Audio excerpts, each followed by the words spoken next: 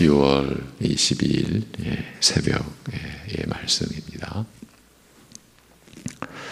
말씀으로 하늘과 땅과 만물을 세우시고 그 말씀으로 영원히 타락한 죄인들을 구속하사 아들이 다스리시는 나라로 옮겨주신 아버지 하나님, 곧 죽음에서 생명으로 옮겨진 바 된 하나님의 사람들, 하나님의 백성들이 오늘도 주님의 은혜를 힘입어 살아갈 때에 주 예수 그리스도를 바라보는 우리의 믿음의 주이시오 그 믿음을 온전케 하시는 주 예수 그리스도를 바라보는 일에 실패케 하지 않도록 우리를 붙들어 주옵시고, 육신과 세상의 것으로 인하여서 우리가 가는 길이 혼란스러워지지 않도록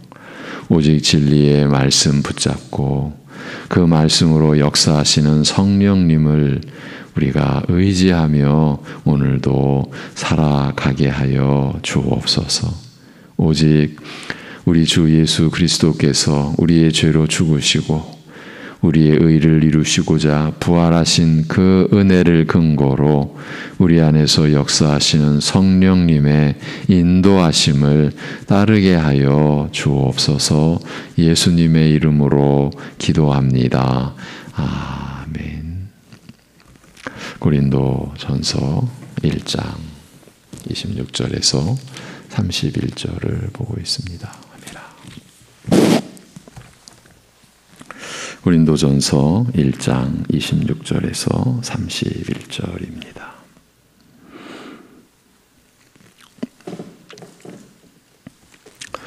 (26절에서) 31절 같이 보시겠습니다. 다 같이. 형제들아, 너희를 부르심을 보라. 육체를 따라 지혜로운 자가 많지 아니하며 능한 자가 많지 아니하며 문벌 좋은 자가 많지 아니하도다.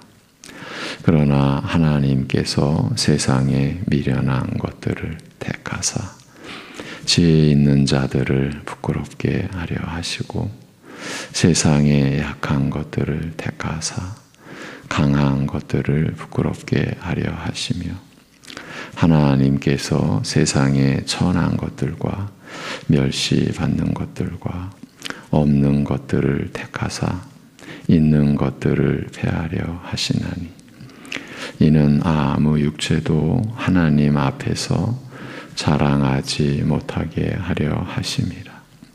너희는 하나님으로부터 나서 그리스도 예수 안에 있고 예수는 하나님으로부터 나와서 우리에게 지혜와 의로움과 거룩함과 구원함이 되셨으니 기록된 바 자랑하는 자는 주 안에서 자랑하라 함과 같게 하려 함이라. 아멘. 어제 본문을 통해서 묻고자 했던 질문으로 돌아왔습니다. 우리는 어떤 사람으로 부르심을 받은 것입니까? 그리고 우리는 어떤 형편에서 하나님의 부르심을 받은 것입니까? 하나님께서는 세상에 미련한 것들, 세상에 약한 것들을 택하셨습니다. 다시 말해 세상에 천한 것들과 멸시받는 것들과 없는 것들을 택하신 것입니다. 이로써 무엇이 밝혀졌습니까? 우리가 누군지, 우리가 어떤 사람인지가 밝혀진 겁니다. 즉 우리가 어떤 형편에서 부르심을 받았는지가 이렇게 분명해졌다, 확연해졌다 하는 뜻입니다. 그런데 우리의 현실은 이 말씀과 거리가 멀게 느껴집니다. 때로는 정반대같이 느껴지기도 합니다. 우리 자신이 그렇게 천하고 멸시받고 없는 것들이라고 한다면, 그리고 그런데도 택함 받은 것을 믿고 있다면 결코 내보여서는 안 될 그런 모습이 우리 안에서 있기 때문입니다. 종종 드러나기 때문입니다. 사실 이러한 현실을 우리가 배경으로 삼아서 이렇게 말씀을 또 보고 본 것을 또 보고 지금 하고 있는 겁니다. 그러니까 우리 자신을 실제로는 그렇게 여기지 않는다는 말입니다. 그래서 현실감을 느낄 수 없게 다가오는 구절 중에서 이 본문이 대표격이지 않나 싶기도 합니다.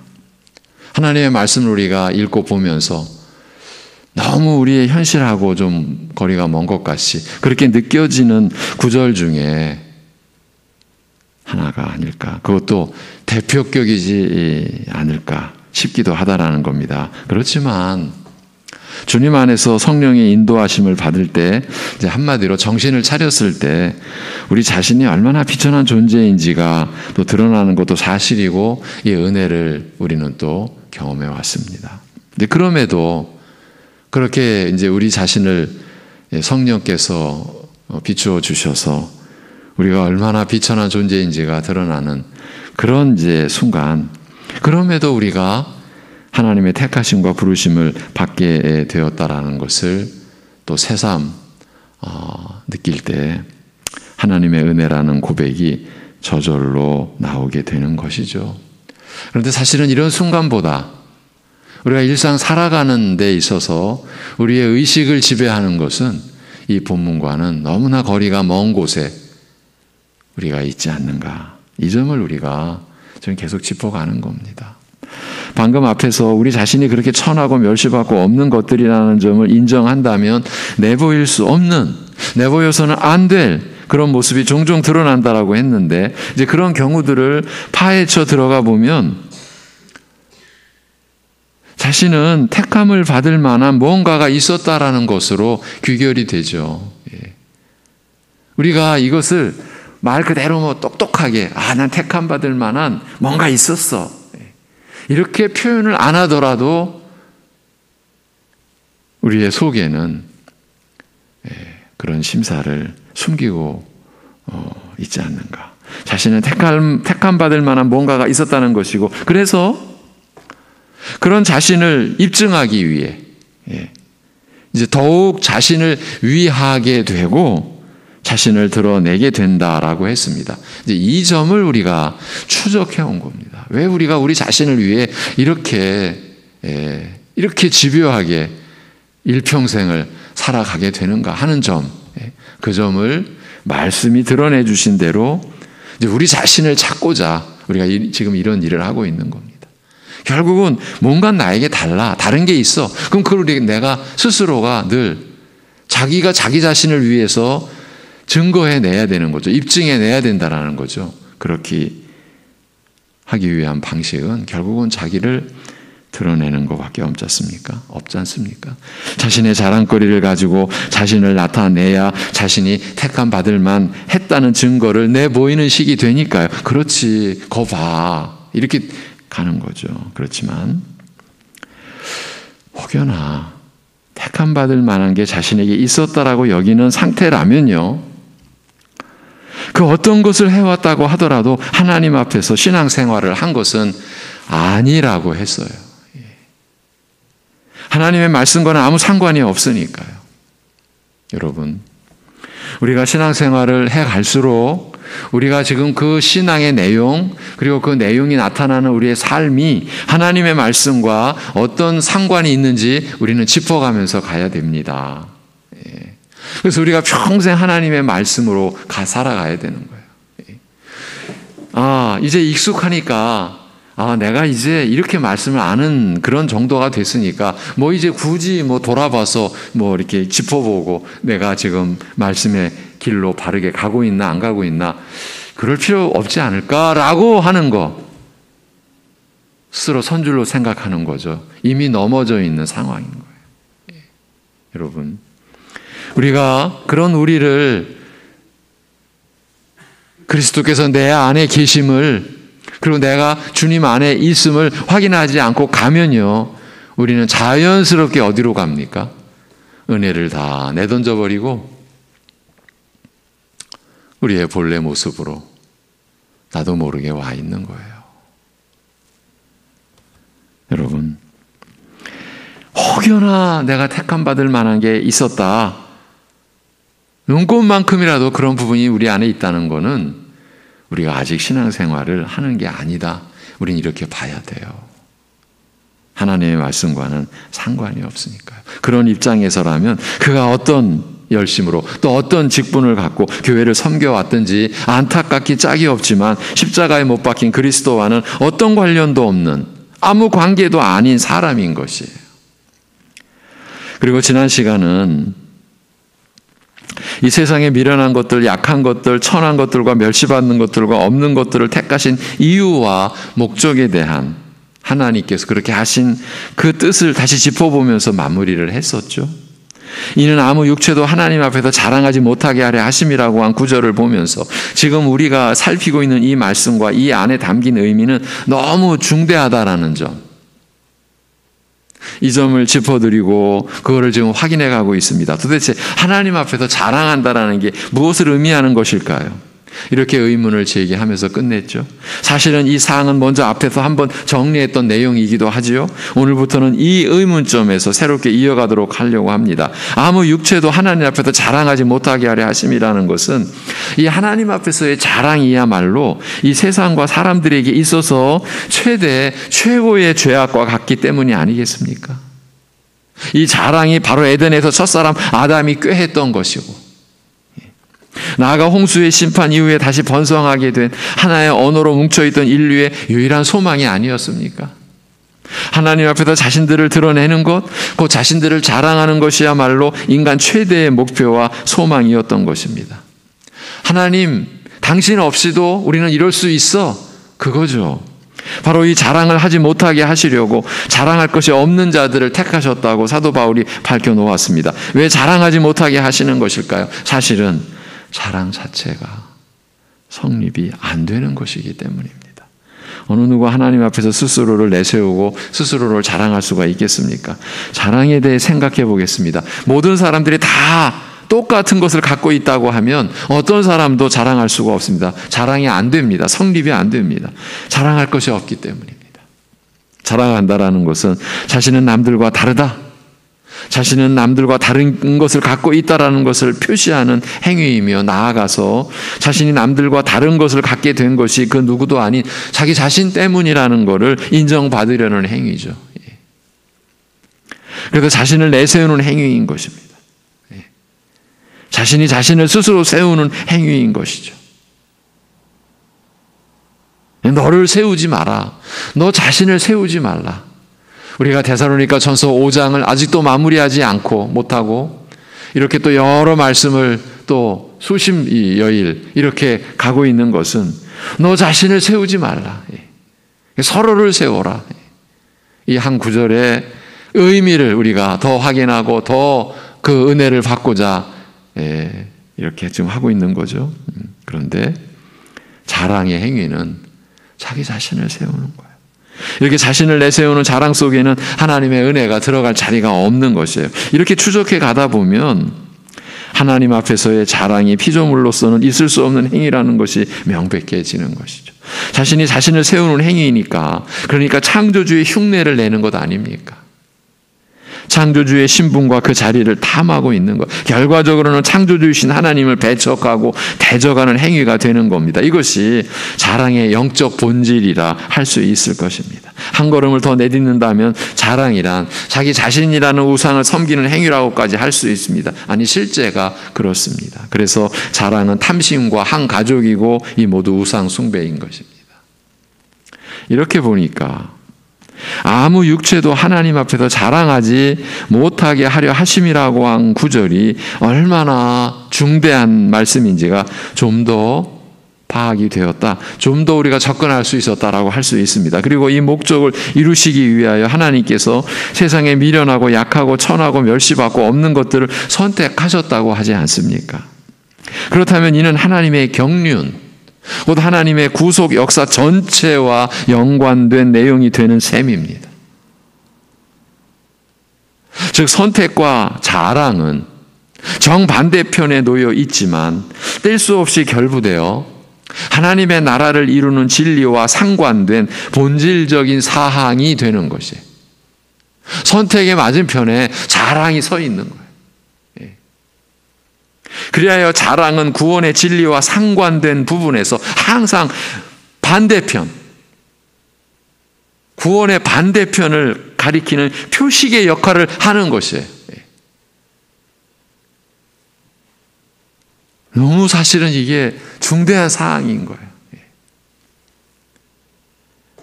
로마서 3장 28, 29절이 그 점을 여실히 보여줍니다. 그런즉 자랑할 때가 어디냐? 있을 수가 없느니라. 있을 수가 없다. 그야말로 그 원문상으로 더 표현할 수 없는 그런 표현을 쓴 거죠. 있을 수가 없느니라. 무슨 법으로냐? 행위로냐? 오직 믿음의 법으로니라. 그러므로 사람이 의롭다 하심을 얻는 것은 율법의 행위에 있지 않고 믿음으로 되는 줄 우리가 인정하노라. 지금 이 구절을, 이 의미를 제시하는데 먼저 바울 사도가 자랑할 때가 어디냐? 이거부터 시작했잖아요. 우리가 사람 믿음으로 의롭다 하심을 얻는 것, 율법의 행위에 있지 않고 믿음으로 되는 줄 우리가 인정한다. 자기 행위에 있지 않다. 자기를 근거로 되지 않는 일이다. 오직 믿음으로 하나님께서 은혜로 값없이 베풀어 주신 것을 그저 의지하고 주님을 바라봄으로 받는 그것으로 우리가 의롭다함을 받는다. 의롭다함을 받는다. 뭡니까? 영원한 죄의 책임에서 면제된 거예요. 그 정죄에서 이제 벗어난 거예요. 그 죄의 형벌에서 자유함을 얻은 거예요. 그것이 의롭다함을 얻는데, 그런데 이 진술을 하면서 그런즉 자랑할 때가 어디냐? 이렇게 시작하는 거예요. 있을 수가 없느니라. 무슨 법으로냐? 이게 지금 천하를 지배하는 법입니다. 무슨 법으로냐? 행위로냐? 오직 믿음의 법으로니라. 각 나라를 통치하는 데 있어서의 기본이 되는 헌법, 그 모든 이 역사의 그 나라들의 헌법보다 그 상위에 있는 하나님 나라의 법, 무슨 법으로냐? 행위로냐? 오직 믿음의 법으로니라. 그런데 자랑할 때가 있느냐? 여러분, 우리가 믿음으로 산다라고 하지 않습니까? 신자들 어떻게 살지? 믿음으로 살지요. 그런데 왜 그렇게 우리는 자랑할 게 많습니까? 이게 뭘 말하느냐 하면 그것이 우리의 믿음의 연약함, 믿음의 부실함. 그래서 우리가 찬양을 드리면서도 이 찬양이 온전하지 않는 거예요. 에베소서 2장 8절에서 9절 또한 이 사실을 이렇게 입증해 주고 있습니다. 너희는 그 은혜에 의하여 믿음으로 말미암아 구원을 받았으니, 너희는 그 은혜에 의하여 믿음으로 말미암아 구원을 받았으니, 그 은혜 안에 들어가 있는 게 뭡니까? 창세전부터 우리를 택하사 구원하시고자 하는 아버지 하나님의 뜻, 그 아버지 하나님의 뜻을 이루신 우리 주 예수 그리스도의 십자가에 못 박히심, 그리고 부활하심, 그리고 그 은혜를 우리에게 가져와서 적용하시고 우리로 하여금 그 구원에 이르게 하시는 성령님의 역사, 오직 아버지의 뜻과 아들의 그 구속을 근거로 우리 안에서 일하시는 성령님의 역사, 이게 은혜입니다. 너희가 그 은혜에 의하여 믿음으로 말미암아 구원을 받았으니 이것은 너희에게서 난 것이 아니요 하나님의 선물이라. 행위에서 난 것이 아니니 이는 누구든지 자랑하지 못하게 함이라. 이렇게 됩니다. 이렇게 죄인이 구원을 받은 은혜 안에서는 그 누구도 자랑할 게 없고 자랑할 수도 없는 법입니다. 이것이 하나님 나라의 교회 안에서의 우리의 모습입니다. 어쩌면 여러분이 이렇게 의문을 가지실지도 모르겠어요. 그럴 수도 있을 것 같기도 해요. 우리가 이렇게 좀 힘들게 오래오래 이 문제를 가지고 이렇게 자신을 위해 살지 않는 거에 대해서 얘기할 때 개인적으로 제가 어떻게 저 문제에 대해서 저렇게 이렇게 매달리나. 뭐 개인적으로 저의 어떤 개인적인 측면에서 뭔가 좀 있으셔서 그런가. 저도 그런 고민을 합니다. 이렇게 준비해 가면서.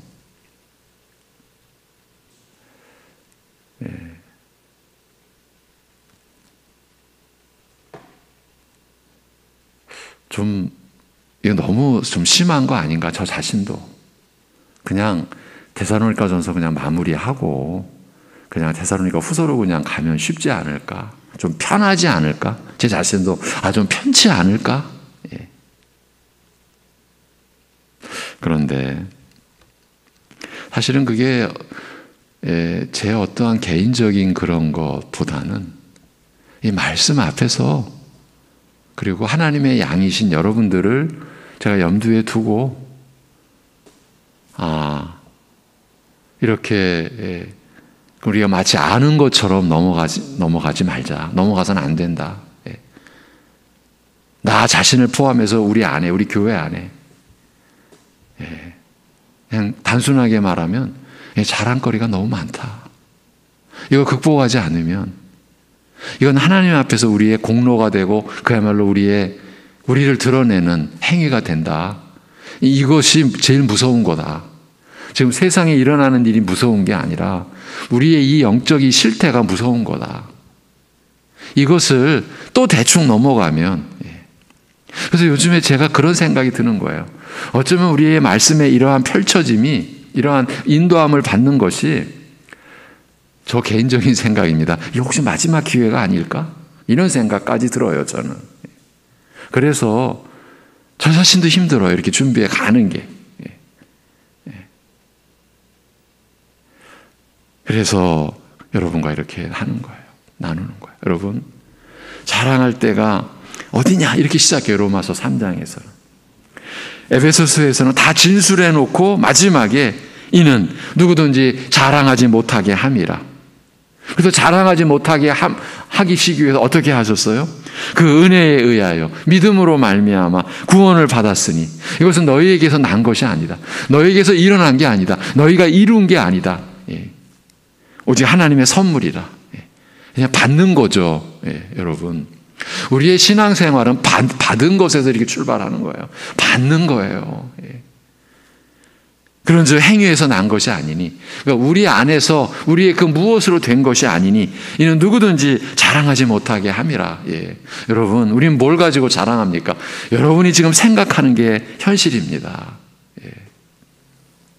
그걸 뒤집으면요, 그걸 자랑하지 못해서 우리가 불편한 신앙생활, 속상한 신앙생활, 하나님을 예배하면서도요 속이 상해 예배하는 그런 식인 거예요. 제 말이 너무 심합니까? 아니, 저는 제 말로는 너무 부족하다. 우리는 예배 드리면서도 속상해하면서 예배 드려요. 나 누구 탓하고 뭐 누구 보기 싫고 뭐 이런 것도 다 포함해서. 그게 왜 그렇습니까? 자기를 드러내는 게 막힌 거예요. 자기를 자랑해야 되는데 그게 안 되는 거예요. 성질 나는 거예요. 그 성질 나면서 예배를 드리고 있을 수 있는 게 우리 모습일 수도 있는 거예요. 그러므로 택함을 받은 우리는 아무 육체도 하나님 앞에서 자랑하지 못하게 하려 하심이라고 하신 이 하나님의 뜻이 이루어지는데 쓰임받은 도구들이 된 것이에요. 우리 신자들은요. 그러고 보면 참 영광된 일이라 아니할 수 없는 대목이죠. 하나님 나라의 역사는 이런 방식으로 이루어지는 겁니다. 그래서 하나님의 어리석음이 사람보다 지혜롭다라고 하신 것입니다. 여러분, 하나님은 우리의 지혜를 쓰지 않으십니다. 하나님의 어리석음이 우리보다 더 지혜로운데 우리의 것 뭔가가 필요해서 그러시겠습니까? 그러니 하나님 앞에서 스스로 지혜롭다라고 하는 게 따지고 보면 너무 어처구니 없고 부끄러운 일인 것이죠. 오직 약할 뿐이요 천할 뿐인데 하나님 나라가 임하는 데에 그저 쓰인다는 것, 그게 우리에게는 감사한 거죠. 이것이 십자가에 못 박힌 그리스도께서 오직 부르심을 받은 자들에게 하나님의 능력이요 하나님의 지혜가 되는 방식인 것입니다. 이것이 사람의 지혜고 세상의 지혜로는 세상 끝날까지 이룰 수도 없고 헤아릴 수도 없는 하나님의 지혜인 것이에요. 하나님의 지혜. 그리고 이어서 바울 사도는 그 자랑하는 자는 주 안에서 자랑하여야 하리라. 이걸 쉽게 말하면 주님만을 자랑하는 거예요. 주님만을. 십자가에 못 박히신 그리스도만을 우리 신자들은 자랑하는 거예요. 평생 이거밖에 없는 거예요. 다른 것이 아니라 십자가에 못 박히신 그리스도만을 자랑하는 것을 우리는 급급해하는 거예요. 이걸 자랑해야 되는데. 그렇게 주 안에서 자랑하여야 하리라는 말씀을 전하면서 그렇게 될 수밖에 없는, 즉 주 안에서 자랑하는 길밖에 없는 이유에 대하여 그 앞절 30절에서 설명합니다. 너희는 하나님으로부터 나서 그리스도 예수 안에 있고. 여러분, 우리가 신자로 사는 것은 하나님으로부터 난 자예요. 하나님으로부터 나온 거예요. 그리고 예수는 하나님으로부터 나오셔서 우리에게 지혜와 의로움과 거룩함과 구원함이 되셨으니라고 진술합니다. 한마디로 예수님이 우리의 모든 것이 되어주신 것이에요. 이로 인해서 우리 그리스도인들은 자신을 위해서 살 이유가 없어졌다라고 했어요. 왜? 예수님이 우리의 모든 것이 되어주셨으니까. 이로 인해서 우리 그리스도인들은 나 자신을 위해서 살 필요가 없어요. 왜? 나의 영생을 위한 모든 것이 예수 그리스도께서 이루셨고 그 이루신 그것을 우리의 것, 나의 것 되게 해 주셨으니까 그 구절을 대표하는, 그 의미를 대표하는 구절이 이 고린도전서 1장 30절이에요. 우리 자신을 위해서 모든 것을 다 해주셨어요. 그래서 우리 자신을 위해서 살 이유가 없어졌다. 며칠 전에 살피고 확인했던 내용이죠. 그리스도께서 우리의 모든 것 되시니, 그렇게 우리를 위해 주시니 우리가 각자 자신을 위할 필요가 없게 된 것입니다. 자신을 위한다라고 하는 순간 우리는 그리스도께서 우리에게 지혜와 의로움과 거룩함과 구원함이 되신 사실을 부정하는 입장에 서게 되기 때문입니다. 여러분, 하나님의 말씀이 우리가 성령 안에서 깨닫는 그 은혜를 가지고 보면요, 모든 구절이 지금 고린도전서 이 1장 30절로 다 모아질 수 있어요. 그리스도께서 우리에게 지혜가 되셨어요. 그 지혜가 되는 내용이 의로움과 거룩함과 구원함이 되셨다라고 하는 내용인 거예요. 차츰 이건 살펴가기로 하고요. 그리고 이 구절을 통해서 우리가 새롭게 정리할 수 있게 된 내용이 또 있어요. 이 구절을 통해서 우리의 미련함, 약함, 곧 천하고 멸시받고 없는 것이라고 한 그 내용이 밝혀진 거예요. 더 구체적으로. 아니, 더 영적 본질로 우리가 세상에 미련한 것들이었습니다. 어떤 면에서 우리가 미련했습니까? 바로 이 점입니다. 어떤 면에서 우리가 미련한 것들이었는지를 확인할 수 있게 된 겁니다. 물론 세상에 미련한 것들이면 틀림이 없습니다. 하나님께서 그렇게 보셨으니까요. 그런데 덧붙여서 우리는 하나님과 그의 나라, 그 말씀에 대하여 미련했었던 것입니다. 이 역시 부인할 수 없는 사실입니다. 누가 알았습니까? 하나님의 은혜로 우리가 알게 됐죠. 우리가 세상에 약한 것들이었습니다. 어떤 면에서 우리가 약했습니까? 우리 스스로는 하나님을 깨닫지도 찾지도 못할 처지였습니다. 그렇게 연약할 수가 없었죠. 이건 틀림없는 사실입니다. 우리는 세상에서 미련한 자들이었고 약한 자들이었습니다. 하나님을 깨닫지도 또 찾지도 못할 처지. 또 우리는 세상에 천한 것들이었습니다. 어떤 면에서 우리가 천한 자들이었습니까? 우리는 죄와 허물뿐이지 않았습니까? 모든 게 부패하고 무능력과, 그래서 천한 자일 수밖에 없었죠. 이 역시 틀림없는 사실입니다. 우리는 멸시받는 것들이었습니다. 어떤 면에서 우리가 멸시를 받고 있었습니까? 우리는 사탄의 무리들에게 조롱과 멸시의 대상이었습니다. 곧 하나님을 대적하는 이 약한 세대 안에서 우리는 비웃음거리밖에는 되지 않았습니다. 이것도 틀림없는 사실입니다. 우리는 없는 것들이었습니다. 어떤 면에서 우리가 없는 것들이었습니까? 죄뿐이었으니까요. 의가 없었던 것입니다. 산상수훈의 시작, 심령이 가난한 자는 복이 있나니, 그 가난이 뭡니까? 세상 것이 없어서 가난한 겁니까? 지금 하나님 나라를 말씀하시는데 고작 그런 내용으로 심령이 가난하다고 하겠습니까? 아니면 나는 마음을 비웠어. 그런 사람이 심령이 가난한 겁니까? 그 가난함은 의가 없는 가난함이에요. 오직 죄뿐인 거예요. 예. 세상 말로 말하면 다 쓰레기. 예. 지금요, 심령이 가난한 자 그 앞에서 보면요, 세상에서 나 많이 가졌어. 예. 그 많이 가진 거를 뭐라고 말하죠? 금과 은이라고 그러죠. 예.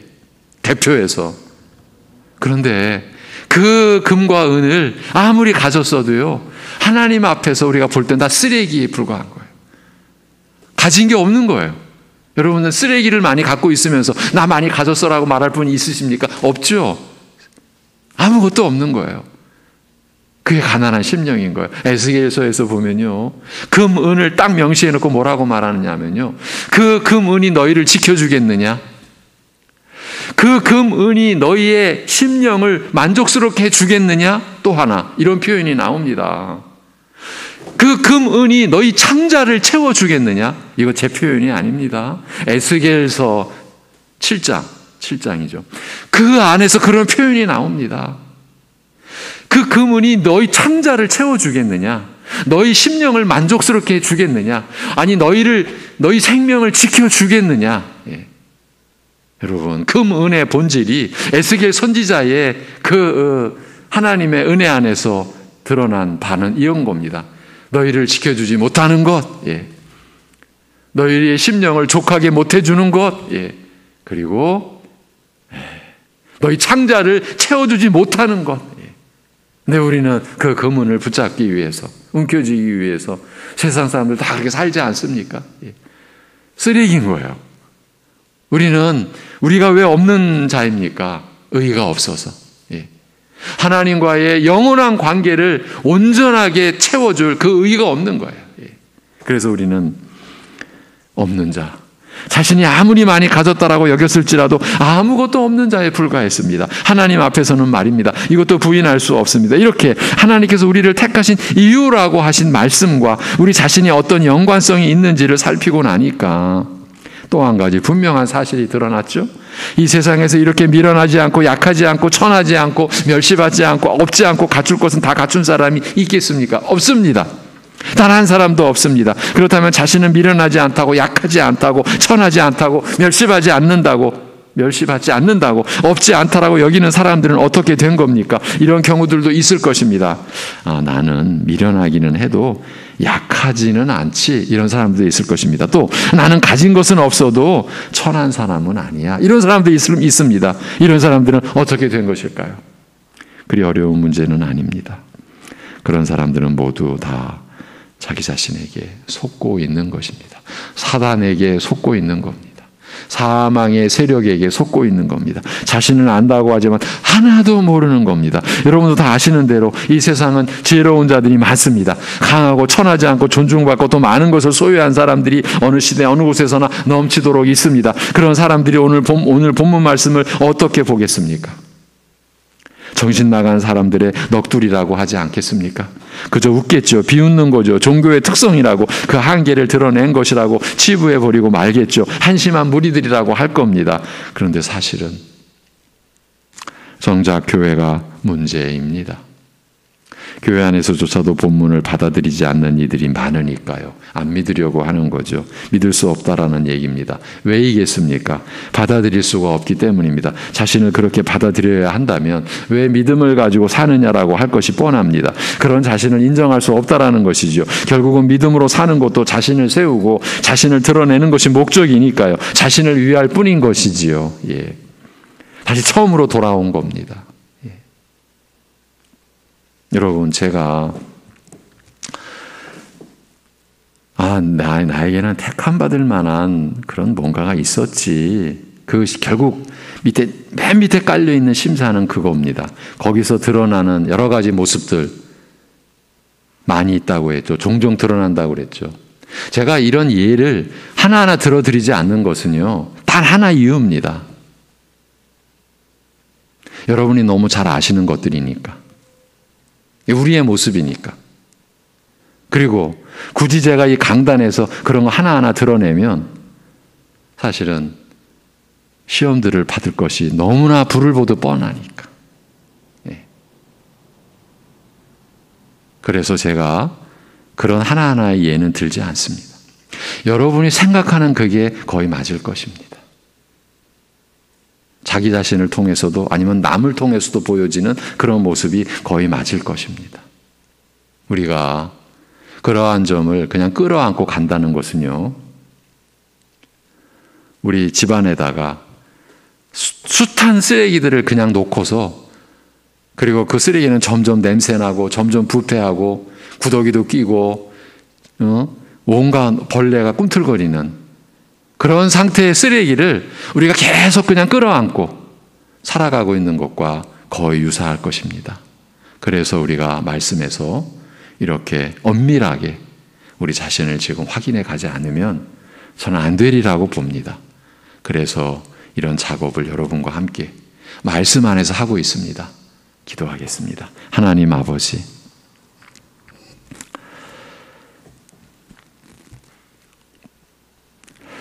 우리가 살아가면서 소소하게라도 서로 드러내고 자기를 나타내고 자랑한다라고 하는 것이 하나님의 말씀에 비추어 볼 때 그 안에 우리로서는 상상할 수 없는 두려운 그 무엇이, 그 어떤 영적, 그 어떤 본질적인 뭔가가 그 밑에 우리의 심령 가장 깊은 그 저변에 자리하고 있다라는 것을 하나님의 말씀 앞에서 확인해 갈 수 있도록 인도하여 주심을 감사합니다.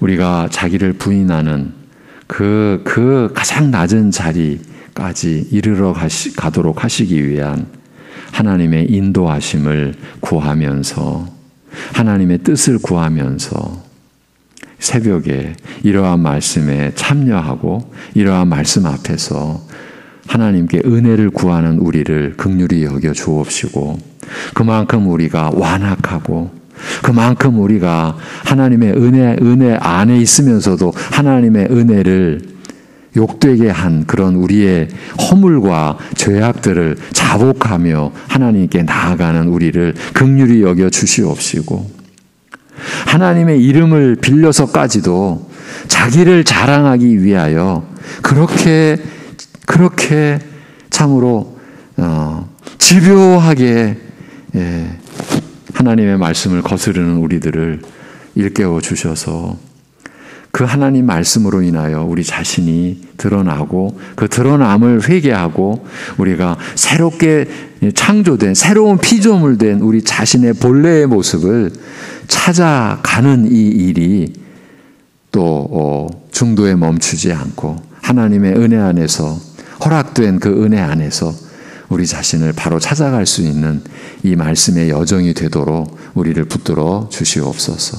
그리하여 그리스도께서 우리의 의로움과 거룩함과 구원함이 되신, 우리의 지혜가 되신 그 은혜에 우리가 온전히 붙들려 우리가 그리스도와 함께 죽고 그리스도와 함께 다시 산 그 하나님의 그 은혜로 우리가 살아가는 실체를 우리가 온전히 깨닫고 바로 다른 걸 누리는 게 아니라 그 은혜를 우리가 누리고 그 은혜에 참여함으로 인하여서 하나님의 말씀이 우리 안에 실제가 되고 그 말씀이 역사한 그 믿음으로 우리가 살아갈 수 있도록, 그리하여 하나님을 기쁘시게 하고 하나님이 뜻하신 선한 행위가, 선한 삶이 우리 성도들의 인생 속에 세워져 가는 은혜가 있도록 역사하여 주시옵소서. 우리 주 예수 그리스도의 이름으로 기도하옵나이다. 아멘.